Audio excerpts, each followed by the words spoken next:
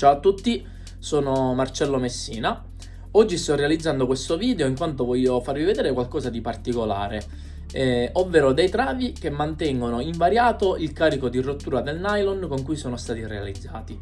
Questo in quanto non presentano completamente nodi, sono completamente incollati, quindi non soltanto il classico snodo perlina, girella perlina incollato, ma anche l'aso, la capocorda e il moschettone con girella o lo sgancio per il piombo non presenta nodi e quindi è incollato, appunto, con tutti i vantaggi chiaramente che ne conseguono, sia come maggiore pulizia nel trave, ma anche come tenuta, appunto.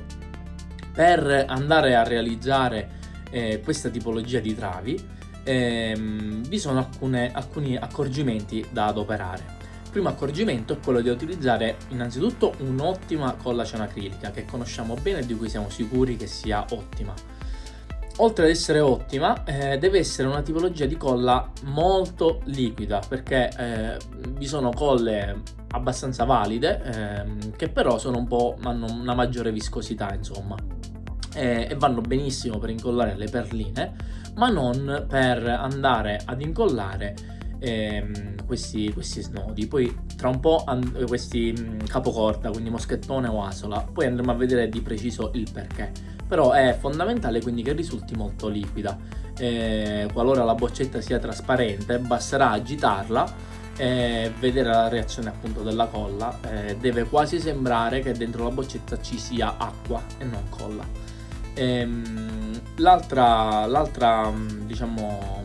L'altro accorgimento indispensabile innanzitutto è quello di evitare di utilizzare fluorocarbon, perché in generale presentano difficoltà ad essere incollati per bene, e poi è quello di utilizzare dei nylon, ma dei nylon di cui siamo effettivamente sicuri che siano adatti all'incollaggio. Essere sicuri non significa compro un nylon nuovo che non ho mai visto, di cui non ho mai sentito parlare, incollo, dopo 2 o 3 giorni faccio le mie prove, effettivamente vedo se la perlina tiene o lo snodo o il capocorda tiene, l'asola tiene o meno.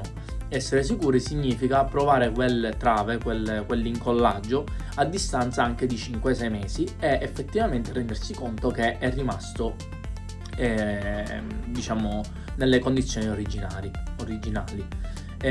Questo purtroppo ve lo dico per esperienza, perché in passato mi è capitato di utilizzare un nylon che a primo impatto mi era piaciuto, ma aveva un trattamento particolare superficiale che non lo faceva incollare bene. Avevo fatto le dovute prove per un paio di settimane e mi sono ritrovato a distanza di 6 mesi a buttare una partita di travi chiaramente fatte per le mie competizioni, proprio a buttare, a recuperarmi le girelline, i moschettoni che avevo utilizzato perché erano ancora nuovi, impacchettati in celofanati, imbustati, perché purtroppo le perline saltavano tutte da sole. Quindi questo chiaramente è un accorgimento, quello di utilizzare dei monofili adeguati, che dovete avere sempre quando incollate, quindi anche quando incollate semplicemente gli snodi, ma in particolar modo un'attenzione particolare adesso con questa tipologia di trave, perché se scolliamo una perlina,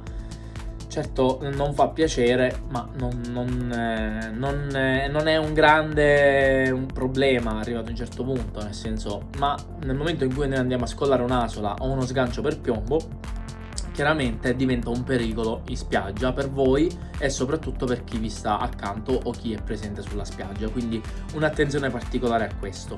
Personalmente sto utilizzando il nuovo T-Force Competition ST, che sto utilizzando da poco, da un anno a questa parte, e che si sta prestando molto bene ad essere incollato.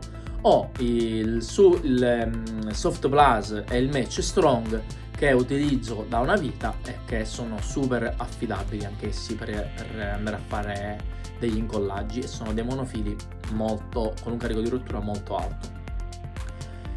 Vediamo cosa ci serve quindi per andare a realizzare questa tipologia di travi. Abbiamo detto colla cianacrilica molto fluida, ottimo monofilo adatto per l'incollaggio, in questo caso sto utilizzando uno 0,60. A questo 0,60 devo andare a abbinare dei pezzettini di guaina termorestringente. Non andate a utilizzare tubicini in silicone o che presentino tracce di silicone, perché altrimenti avrete la stessa problematica, ovvero inizialmente sembra che avete fatto un incollaggio perfetto, a distanza di poco vi accorgerete che così non è. Quindi guaina termorestringente, un diametro adeguato al monofilo che state utilizzando. Il monofilo dovrà passarci 2 volte a fatica, quindi non deve essere libero di non deve avere particolare gioco, non deve essere libero di muoversi, perché il monofilo, il tubicino, scusatemi, si riempirà di colla per capillarità, andrà a succhiarsi, a ritirarsi la colla cianacrilica, che sarà quindi molto fluida e si riempirà completamente. Per questo vi invito anche a utilizzare la guaina termorestringente trasparente, in maniera tale da rendervi effettivamente conto che il tubicino si sia riempito, cosa che con la guaina colorata non riuscireste a fare, ovviamente. E per lo 0,60 più o meno una guaina che è ristretta risulti di circa 1 mm, 1,2 mm dovrebbe andare bene. Però poi a seconda dei marchi e quant'altro eccetera, controllate effettivamente, fate le prove che il monofilo ci passi 2 volte un po' a fatica, non troppa ma neanche poca. Dopodiché serviranno delle girelle di ottima qualità, i nostri moschettoni con girella, un punteruolo che servirà poi per andare di precisione sulle perline da incollare, le perline in vetro adatte per l'incollaggio, in questo caso sono quelle calibrate per lo 0,60,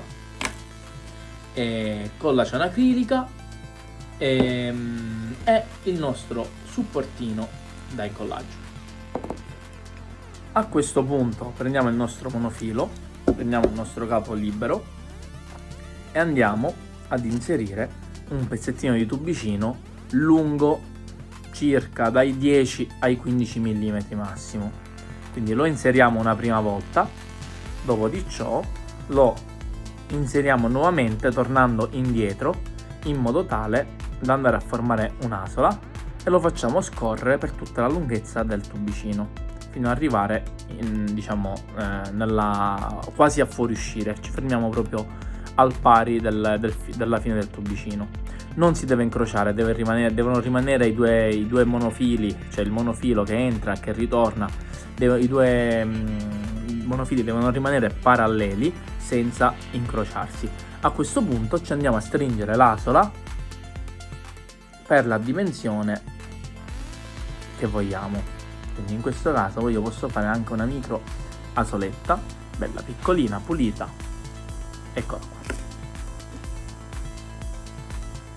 Ecco. Dopo di ciò, in questo caso decido per motivi video di realizzare un mini trave. In questo modo viene molto semplice. Un mini trave possiamo utilizzarlo per la pesca dorata, per la pesca al pesce serra, un po' per tutto. E ovviamente la stessa tecnica possiamo applicarla al trave che preferiamo. Quindi dopodiché facciamo perlina,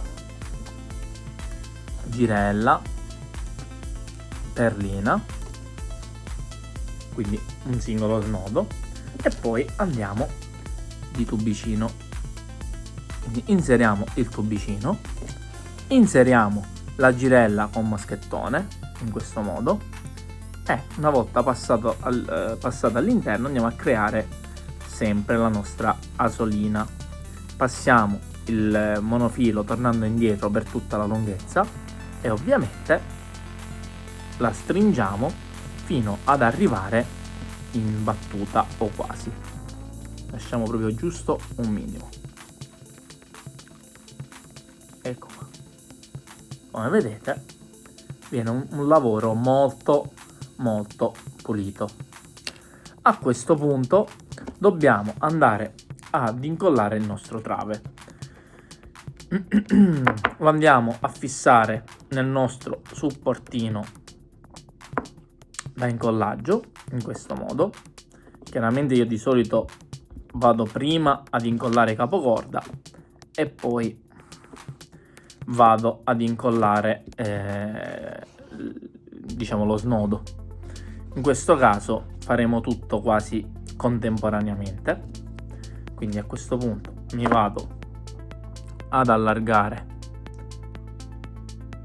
il tutto in questo modo, sì, me le faccio decentrati in maniera tale da lasciare un po' più di spazio sotto dal piombo, così. Ecco qua. A questo punto prendo la mia colla, questa addirittura ha un dosatore, il che la rende un po' antipatica per quanto riguarda le perline onestamente, ma molto comoda per quanto riguarda il moschettone e i capocorda, insomma i tubicini. Quindi vado, avvicino la gocciolina di colla, ecco qua, e vedo come per capillarità si andrà a tirare la colla fino a riempire completamente il tubicino. Ecco qua. Eventuali eccessi vado con un tovagliolino velocemente a toglierli. Ecco qua.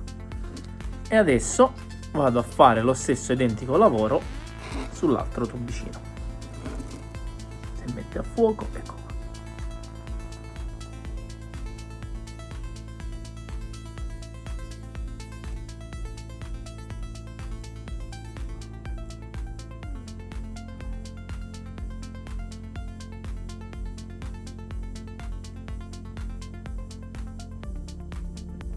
Vado ambo i lati, in questo modo si sta riempendo e vado a togliere quel pochino di colla in eccesso. Ecco qua. Dopo di ciò devo andare a fissarmi le mie perline,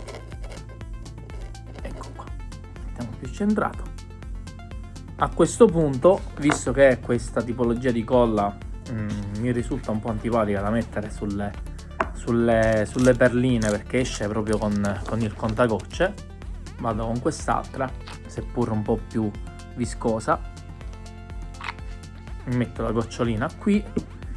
Eventualmente lo stesso lavoro con una colla che non è dotata di dosatore possiamo andarlo a fare sempre col punteruolo, avvicinandolo così al tubicino con la goccina di colla e viene un lavoro molto, molto pulito. In questo caso lo vado a fare sulle perline, quindi vado una gocciolina qua e una gocciolina qua e mi sposto prima questo, poi l'altro.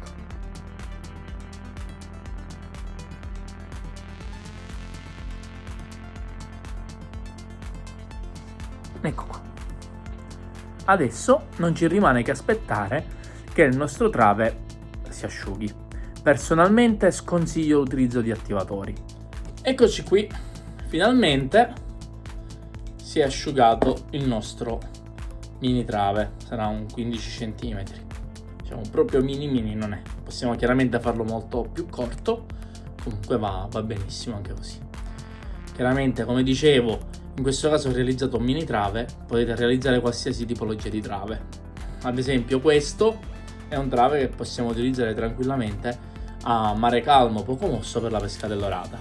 Basta semplicemente andare con il nostro FC 403 fluorocarbon, andiamo a realizzare al volo un terminale, così almeno abbiamo un trave completo.